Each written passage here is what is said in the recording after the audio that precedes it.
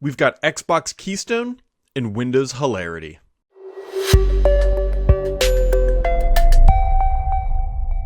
Happy Friday, friends! What a week it has been. We've got new code names, we've got new features and weird oddities coming into Windows that we'll talk about here in a minute, but I hope that you had a wonderful week. It was an interesting week in the tech atmosphere, mostly because, well, we'll just kick it off here with Apple had its big shindig, and I'm not going to dive through all their stuff. The one thing I do want to just point out is their Ultra, their chunky boy, the chunky boy that they're calling the Studio, or it's whatever. It has a new chip called the Ultra, in quote unquote new, but it's really just two M1 chips that are just married up against each other that is claiming really incredible performance, like looks like RTX like 3090 style performance. The only thing I'm curious about, the things that I'm watching, we're waiting for third parties to get their hands on these things to actually validate the chips and the graphs that Apple showed off at their event. They like to show charts that say just the most popular Windows PC, and then they'll show their thing like way up here. Well, obviously, the most popular Windows PC is typically one of the cheapest Windows PCs. That's just how it works. Anyways, I'm just curious to see where third-party benchmarks come in. I don't doubt that these chips are probably quite good. We know how well the M1 does. Apple, in my opinion, has diluted their branding a little bit there with the M1 and then the M1 Pro and then the M1 Max and the M1 Ultra. But at the same time, Intel does very similar-ish things. Like we have i3, i5, i7, although I think you can make an argument that Intel's is probably a little bit easy to understand because 5 is bigger than 3 and 9 is bigger than 7 and then Pro, Max, and Ultra.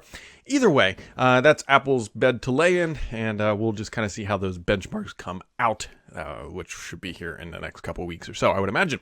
Microsoft has improved the Windows subsystem for Android for Windows insiders. It's really just making like video playback, and there's some audio updates that are floating around there. So if you've had some issues with some Android stuff on Windows, maybe this will fix your issues at the end of the day. Patch Tuesday has also been released because it was a week. No, actually, it's always the second Tuesday of the month. And so these updates fix a bug that could lead to some data not being erased after resetting a PC. This is pretty important for people who are potentially selling a PC, turning in a PC, or doing whatever. So just keep in mind that until you have this patch applied, that resetting a PC might leave some lingering data, but that has now fixed. This week, Microsoft released a new build of Windows 11 22572. Now, this is a new build in the dev channel, and it's worth talking about because there's a bunch of stuff that came with this, some official and some unofficial, and we'll talk about that in a second. The first thing here is that Microsoft made a big deal. They are including Clipchamp. Now, this is an application or service, more service side, I guess, at this point, that Microsoft acquired, and now it's a bundled video editing app inside of Windows 11. And I, my friends, was looking forward to this. And I was like, hey, I edit a lot of videos. I am going to use Clipchamp. And I got to tell you, now I know why Microsoft included it.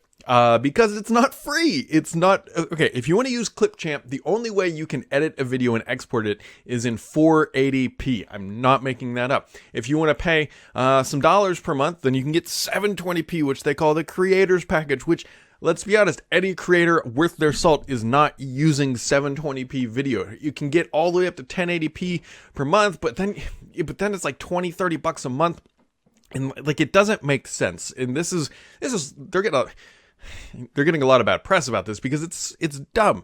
And I could try to explain some of it because Clipchamp isn't a local app. I believe it's all video editing in the cloud. And so there's actually a cost associated with editing and exporting video because you're not doing it locally, you're doing it up in the magic cloud. And so that takes resources, and somebody's got to pay for it, and that somebody is you. Now, I do expect, or at least hope, that Microsoft will eventually allow or like bundle this with their Office 365, at least on the consumer side, because right now it's really frustrating. It's like, hey, I want to edit a video. I've got Windows 11. You open up Clipchamp, and well, you're getting 480 peasant out of the box, and so. Yeah, $20 a month, it doesn't make sense to pay that because when you look at Adobe Premiere, which is, hey, the premier editing suite probably in the industry with the caveat here, it's about the same price. So the other thing too is if you really do need a quote unquote premier level video editing app, go check out DaVinci Resolve. It is an industry standard. It is widely used. It is a professional application, and it is 100% free. Now, the way that they get you is that one day, hopefully, they hope that you'll become a big professional video editor, and you'll need cameras, and you'll need everything else. And they sell a ton of hardware that ties into Adobe or into DaVinci Resolve, and that's where they eventually do make their money. But Resolve is a really good product, and it's a very high-end editing suite that you can use for free, and it's all running locally, not in the cloud, and it doesn't cost you any dollars per month. So, anyways. Other things that are in this build of Windows 11, Microsoft is updating the search experience. Now, the search in Windows 11 is okay. There's a caveat here because my company, and we make a product that I think is better, but we'll just stick to the vanilla here for a second. So Microsoft right now, when you search inside of Windows 11, you open the start menu, you start typing, and then another window flies open. And so it's sort of a bit of a jarring experience. But either way, Microsoft is fixing that with this latest build, or not even that necessarily. They're updating the search experience, and the distill down to the point here, Microsoft is going to start injecting third-party content into its search experience. Now, what this means, at least what we've seen so far, this means like MSN content. This could mean other web content. Now, Microsoft frames this around the idea of, let's say you search for a picture of your dog. Well, they might pull in other pictures of dogs from the web. Why you would want other dogs from the web when you're looking for your own scruffy, that is a whole different conversation. But what I am honestly, and we all know Microsoft is going to do this, is you can guarantee there's going to be ads or things that showing up there that you don't want. And so it's a little frustrating because leave search alone. Leave Windows alone. Actually, Amy Hood did an interview with I think it was CNBC, where she talked about how we don't talk about Windows enough and how she doesn't talk about Windows enough. And I'm starting to get a little bit nervous that Microsoft is once again looking at Windows going, man, we could really monetize the hell out of those users. And so now we see Clipchamp, and now we're going to see this new search experience that's going to pull in MSN content that's going to try to get some clicks. And then by you clicking it, you're going to see an ad, and it's going to take an MSN or do a Bing search. And Microsoft's going to try to monetize that even more. And so it's something to keep an eye on. I might be overreacting. You could see, and I would validate the argument. Brad, you're overreacting. Microsoft is not going to shove ads into search, and that's just the end of it. They're not going to pollute their own OS. Well, unfortunately, history is on the side of, yeah, they probably will, because we've already seen ads in the start menu, and we've already seen them push services elsewhere. And so it makes me a little nervous that they're going to mess with search, and there's that. And so I wouldn't be doing my job as I do for a career. Start 11 replaces all that ad-free. That's all I'm going to say. The problem, like the thing I struggle with is when I think about the products that we build at Stardog, especially like Start 11, I like to think that we're adding value, like we're adding not necessarily extensibility, but new functionality. Like we added folders, we added customizations, and everything else. I hate the idea that buy Start 11 because it's a Windows 11 ad block. Sure, it absolutely is, and that's a pitch we might start pushing. But it also kind of hurts. It's like, because I like Windows, and I like Windows ad free, and I don't want people to have to buy an ad blocker for Windows itself. So, anyways, that's me off my little soapbox there. Either way, also in this build of Windows 11, now not officially unlocked, but this appears to be coming. It looks like tabs are going to be coming to File Explorer. Now, what we don't know is how this is actually implemented. This is interesting because if you remember, many eons ago, Microsoft had a thing called sets, which were tabs on everything across the interface of Windows, and then they scrapped that whole thing. Now it looks like tabs are back for Windows, but it doesn't look like it's UI wide. It's only in Explorer, and I'm curious to see if it stays that way, because the way that it's implemented, it looks like it's only in File Explorer and not a system-wide thing, at least for now. And so, anyways, that was a feature that was uncovered. It wasn't officially announced, but be on the lookout for that coming in the near future. If you have a Steam Deck on order, or if you're lucky enough to have one, there are Windows drivers now available. There are a couple caveats right now. You can only run Windows 10 on it. And the audio must come through USB-C or Bluetooth. The other audio stack drivers are not quite ready yet. And so those are the big things. Also, this is way aside, but maybe a proud parenting moment. We had a parent-teacher conference at my kid's school yesterday, and they used Surface Go 3s. They rolled these things out recently, and I was like, hey, my wife, I thought was going to smack me. I was like, that's a Surface Go 3 my kid's using. And I love Surface stuff. And I could see my wife saying, like, don't go into your spiel. Don't go into your spiel. And I didn't be like, I know a lot of people make this stuff. Anyways, either way, my kid's school uses Surface Go 3. I think that's pretty cool. And so I just thought I'd pass that along for whatever reason. Anyways, on to the gaming news. There is the Xbox March update, which is rolling out now. You might already have it. I know my box that's on the other side of that wall over there already does, and this includes things like a controller update. It's real easy to update these days. You didn't even have to plug in, which is great.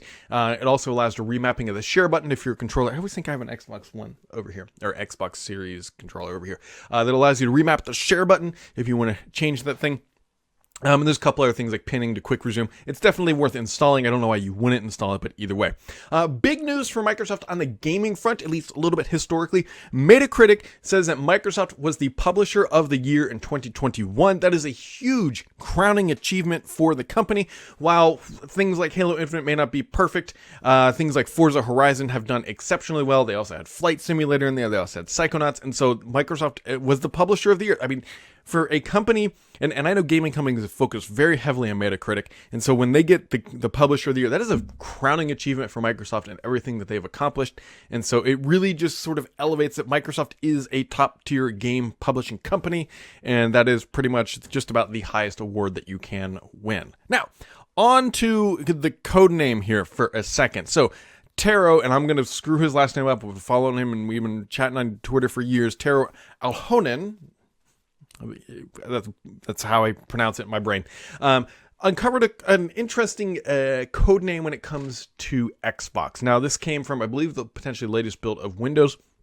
There is a code name Xbox Keystone. Now, what is Keystone? We don't quite know yet, but I've got a hedge here. First off, it looks like it is more hardware, at least as of right now. My guess for what Xbox Keystone is, remember, Microsoft's already announced new hardware. They've already announced a streaming box stick thing. I don't think it's a stick, but I think it's more of a streaming box that's going to allow cloud gaming.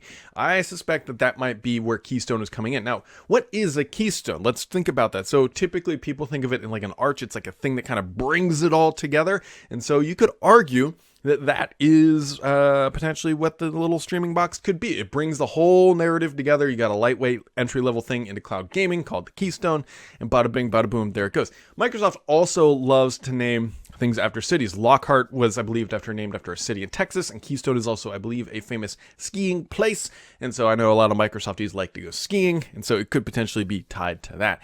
My hedge here, until I am able to dig it up officially, is that it's tied to the streaming content or streaming hardware that Microsoft is building out. Now, keep in mind, we also expect things to come bundled with TVs. We haven't heard those announcements yet, but I bet that they might be intertwined. That is my guess. So, also, on the Xbox side, by 2030, Xbox products will be 100% recyclable. So that is always good for the environment. Always a good thing. So let's just dive into the questions of the week. Always my favorite part. And we are kicking it off here with Mad Thinus. He says, Clipchamp and monetization is bringing Clipchamp and monetization is coming to Windows. On top of that, forced use Bing in search. Is Windows 11 the final push to get enthusiasts to go elsewhere? So he's really talking about, this is what my soapbox was about, is that Windows 11 is really being looked at through the lens of Microsoft from the corporate world looking down, saying, look, we can monetize these users even more. Now, if someone's going to come out and say, but Brad, Windows 11 is free. It is not free, my friends. When you buy a device, either Dell, Acer, whoever is paying a fee to Microsoft to get that OS to you, and that price is being passed along to you. So yes, you have paid for Windows 11 with a new device. Now, technically, maybe if you had a Windows I was going to say Windows 7, but I don't think those devices would be running Windows 11 at this point. If you have a Windows 10 device and you upgraded to Windows 11, then maybe you could justify that, but I bet there's some fancy accounting that potentially accounts for that. Either way, when you buy a new product, you are paying for Windows 11, so I don't accept the argument that, Mike, you should have to pay for the stuff you're using. We've already paid for it. I'm aside from that. Either way, I don't think it's pushing enthusiasts elsewhere, because where are you going to go? You can go to Linux, but you're not going to be happy there. I mean, there's a demographic of the world that will be happy running Linux as a desktop, but I think a lot of the people who want to just play games and that sort of user are still going to need Windows for the foreseeable future. They're not pushing people away yet, but they got to be careful, because depending on how much ad and junk they shove down the throats, they could push people away eventually. Migi says, rumors about a new Xbox console have been showing up recently. Do you think Microsoft will launch a Switch, but focused on Game Pass and cloud gaming? I do not think so. I would be shocked. And I will tell you this, I will be shocked if Microsoft launches a handheld gaming apparatus. It just doesn't make sense with what's happening in the world. I mean, the thing that would make the most sense, if Microsoft was going to go launch a mobile gaming thing, what would make the most sense would be, you could look at the Steam Deck from Valve. That's one way to do it. Or you just grab a super high-end like Samsung Galaxy S22 Ultra. Yeah, Ultra. I'm trying to keep those brands. You got Ultra on the Samsung side and the Ultra on the Apple side. And that's it, right? Like you get a super high-end ARM chip in a mobile phone, and then it's connected to the internet with the 5Gs or LTE, and then you're streaming it anyway. So I would love to know what the difference between a Microsoft dedicated handheld would be than a super high-end Android device with something like this, with like the backbone on it, right? That's what it is. So I would struggle to understand what the difference would be from a dedicated device. And Microsoft has a rich history of not doing well in small handheld things, and so I think it'd be dicey for them to get back into that. Confused Geek says, I would like Xbox to do more events during the year instead of just focusing on the E3. But do they have to? This is interesting because Sony just did a state of play. I believe it was this week. They're like 20-minute long. Now, granted, they didn't get a ton of positive press about it because people hyped it up and that it was just it wasn't not much, but it wasn't a super like intensive, here's all the new sweet stuff. Microsoft has been a bit dry in this first quarter. The company ended the second half of last year just on a phenomenal hot streak, from, even if you don't love the games, just gaming aside, but just getting content, generating noise, and getting things out the door. Like, they did a phenomenal job. And then we walked into this year and it has been a lot of crickets. Like, it's not even just, it's just been quiet. And Microsoft could do itself justice by having just a little event, just some teasers or things that are coming up. But again, those take a lot of effort to put together. It's not something they can just say, Tim in the back room, just go hack together some footage and we're going to, it takes some time. And so I know that Microsoft is working on a lot of things from a media exposure front. I've heard that they're planning potentially 2 media events this year. But are they going to do smaller bite-sized things? That we haven't heard about, but it has been relatively uncharacteristically quiet this first half of 2022. I will absolutely agree with that. Ignorax, I can't pronounce your name, that's close as I can get. What about codename Keystone? We talked about that just a few minutes ago. Oh gosh, you guys with the names. So Math Adolci asks, he says, there's Tencent out there and there's Xbox out there and they are buying up a lot of things. And he's asking if the competition is growing between these two companies in terms of acquisitions. Potentially. Tencent has a lot of minority stakes in a lot of companies where Microsoft typically just buys them outright. And so do they compete? Absolutely. Is Microsoft banking on Tencent being a competitor? Yes, that is how they expect to get the Activision acquisition through, by saying, look at Tencent, look at Sony. These guys are bigger than us. Even though Tencent is more of Tencent to me, and I could be wrong in this analogy here, but they feel like they take a lot more of a scatter shot. They throw a lot of money in the industry and take up bite-sized chunks of a lot of different companies, hoping that they are going to explode with another type Fortnite type game, if you will. And so that is what their approach is. Whereas Microsoft just goes and says, I'm taking the whole chicken off the table and we're going home. And so does it increase the terms and the values of these companies? I think so. I don't know if we'll look back at this time and say as the great consolidation of the gaming industry, but there's a lot of consolidation in the gaming industry going on, and Xbox and Tencent are definitely pushing things. Mary Jo Foley coming in with a question says, will MLB teams be using M1 iPad Airs now that Tim Cook has saved this baseball season? So this is a great question, Miss Foley. Thank you for knocking me off my feet here. So during the Apple event, they came out and said, we're going to have MLB games on Friday night on the Apple TV. You'll be able to watch them, and then it was hilarious because there was a lockout at the time ongoing and there was going to be no MLB games. And now, after that announcement, all of a sudden, the MLB and the Players Association have come to agreements and baseball is back. And so people are joking that Tim Cook brought baseball back, and so they're going to be using M1 iPad Airs. I do not know, Miss Foley. I do not know. But if we see iPad Airs on the sideline, we will know that Tim Cook saved baseball and took all the money from our wallets. Shark47 is Microsoft basically trying to turn Windows into an ad-serving platform? I'm wondering what they get by annoying their user base. I agree that they are looking at Windows 11 more as an ad-growing base. I mean, we see that, well, maybe not necessarily ad-growing base, but a potential monetization base of the user that maybe we had seen more in Windows 10. You got to remember, with Windows 10, they kind of just shucked things to the side and just kind of let it run. They figured, hey, like, we'll continue to make our money, but it's not a growth place. And all of a sudden, with Windows 11, they're getting some momentum. They got some positive praise. And they're like, let's not forget about those guys who are bringing in billions of dollars each quarter and see if we can't get a couple more dollars out of them. And so, I don't know. This is one to watch. I'm really nervous about that search experience. I'm really nervous about it. And so it just doesn't sit right, because it's just another place that Microsoft is going to go and tinker with. And I hope not, but it makes me nervous because Microsoft will see the dollars and they might do it. And then Mr. PKI coming in at the end. He said, let's end the week with some challenging questions. He brought up a good one that I left off. It says, it seems that Dell is not adopting Pluton. Now, Pluton is the security manifestation of a product that came from Xbox. I believe it's a chip on the board, but it's definitely a security-based solution at the hardware level. And Dell is not adopting Pluton, and Lenovo has it off by default. Is this already a dead technology? So one of the things I have learned, and this is from talking to some people behind the scenes, is that Pluton, I don't think these vendors necessarily have an issue holistically with what Pluton is trying to do, but they also look at it as the same level, is that if Dell is running Pluton and Lenovo is running Pluton and Asus is running Pluton and everybody's running Pluton, that's not a competitive advantage. It's not. Now, some AMD chips are going to be shipping with Pluton, so maybe that's a competitive advantage on that side.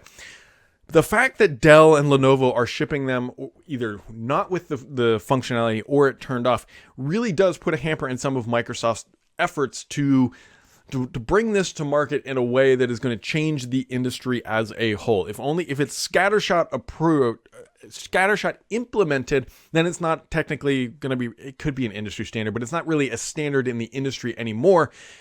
And so it's not a good look for Microsoft, realistically, at the end of the day. They came out with this, and they had great praise for what it was capable of doing and how it would protect your system. And then two of the biggest PC manufacturers like, nah, we're not going to run that. I'm not sure if it's a licensing cost and that's why they don't want to do it, or part of me also thinks, and this is what I was hearing a little bit, is that they have their own solutions either in the works or implemented, and they don't want to sidestep everything that they've implemented just to take the Microsoft's hand-given Pluton thing and not being able to implement and continue to work with their own solutions, which they can charge more for and have more control over. So it will be interesting. Microsoft is now, he also then asks, he says, Microsoft is now offering a cybersecurity architect expert certification. Do you think this will be the new MCSE of the 2200 decade? 2200, that's a weird, wow, that's a big, that's a great question. I bet it will. Cybersecurity is becoming the hot new thing. So if you're an IT pro listening to this, there's a great career path that if you really want to ratchet up your skill set and dive deeper into the world of IT and want to solidify yourself in the industry, start out as an IT pro, go into IT, into DevOps is a great place to go. From there, if you really truly want to skill up, or even further go into the cybersecurity realm, those are two deviant but very similar career paths that can be quite fruitful if you're willing to go down that path. And I suspect that Microsoft is going to start pushing this certification as a sort of backbone or a justification for paying people or trying to hire people. So it very well might be, and Mr. PKI might be onto something here. And he says, did you ever pursue a Microsoft security certification in the past? No BS. I guess it depends how you define pursue. Did I intend to take one? No, but did I work through some? Yes, especially when it came to Microsoft Teams. Just so because, well, at my last company, I was like leading the implementation and everything else. And so as a reporter, a journalist, it really helped to take those certifications or to look at the study material because it helped you understand what Microsoft considered of value and critical importance inside of Teams. And so from that aspect, yeah, I did like pursue, but I didn't ever take one because my career path was not intended to be an IT pro administering Teams. I was trying to do it to help our company implement, and for me as a journalist, understand where to pay attention to what Microsoft was doing. That's a good question, though. That cybersecurity architect expert certification, is it the new MCSE of the 2200 decade? That's a good question. I bet it will be. I bet it will be, because cybersecurity is a hot topic, especially around the world right now with Fancy Bear and everything else that that is going on in Ukraine, which is a whole other can of worms. So there you go, my friends. That wraps it up for this week. Next week it might be interesting. And I'm waiting to see if we learn some more about some specific things. So either way, make sure to keep it subscribed here, because the only BS on this podcast is me.